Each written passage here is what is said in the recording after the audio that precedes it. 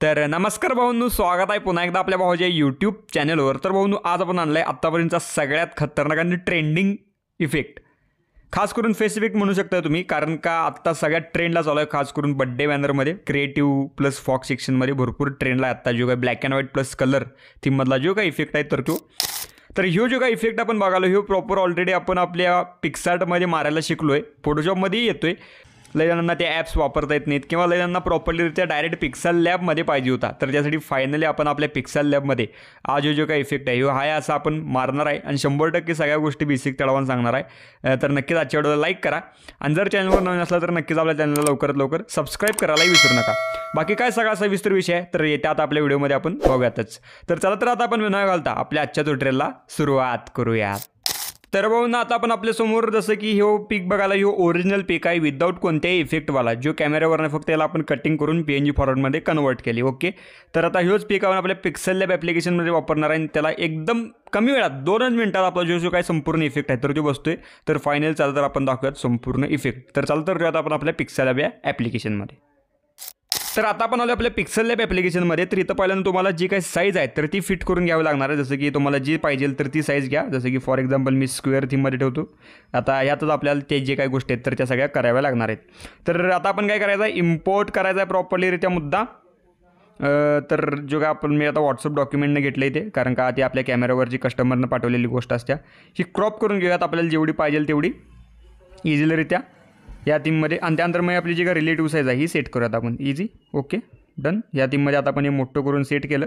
तुम्हाला जो पिक पाहिजे आहे तर तो पण अशाच थीममध्ये घ्यायचा। आता जर तुम्ही डायरेक्ट आपल्या बॅनरवर फिट करत असला तर ती मग गोष्ट वेगळी पडते।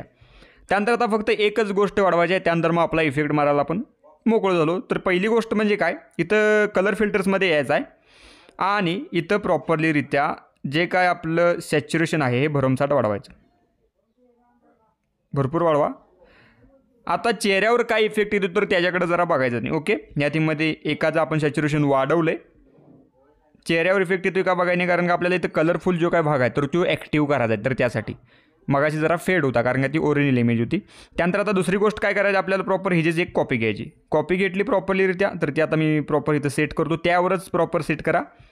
आणि त्यानंतर आता ह्याचं काय करायचं, आपल्याला ह्याचं जे काही सॅच्युरेशन आपण वाढवलेलं होतं तर हे आता मायनस करून टाकायचं। आता हे झालं ब्लॅक अँड व्हाईट। ओके, हे ज्या खालची जी काय इमेज आहे ही प्रॉपर सॅच्युरेशन आपण वाढवलेली इमेज आहे आणि याच्या वरची जी काय तर ते सॅच्युरेशन आपण प्रॉपरलीरित्या एकदम कमी, म्हणजे एक प्रकारे -0 प्रॉपर डिलीटच केले सॅच्युरेशन अशा थीममध्ये।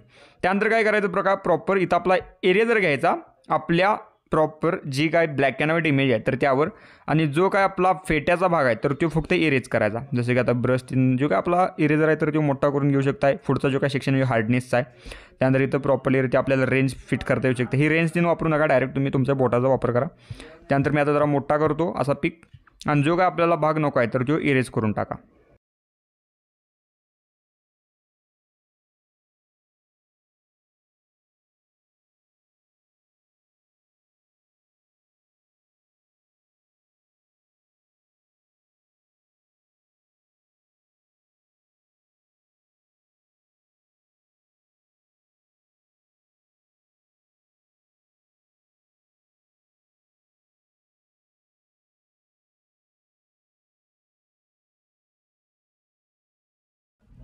तर आपण इझिलीरित्या जो काय आपला फेटा आहे तर तो घालवला आहे आणि त्यानंतर इथं आता आपण डन केलं तर बघू शकता आपण प्रॉपरलीरित्या जो आपल्या थंबनेलला आपण इफेक्ट बघितलेला आहे तर तो आहे असा आपण फक्त 2 मिनिटात मारला आहे। प्रॉपर काय केलं बघा, आपण एक इमेज आपली ओपन केली, पुन्हा एकदा मी रिपीट करावलं बघा, एक आपण इमेज आपण ओपन केली, त्याचं सॅच्युरेशन आपण भरपूर वाढवलं। त्यानंतर त्याच इमेजची आपण डुप्लिकेट घेतली, प्रॉपरलीरित्या त्यावर ॲड केली आणि त्यानंतर त्याचे जे काही सॅच्युरेशन आहे तर ते आपण प्रॉपर डाऊन केलं।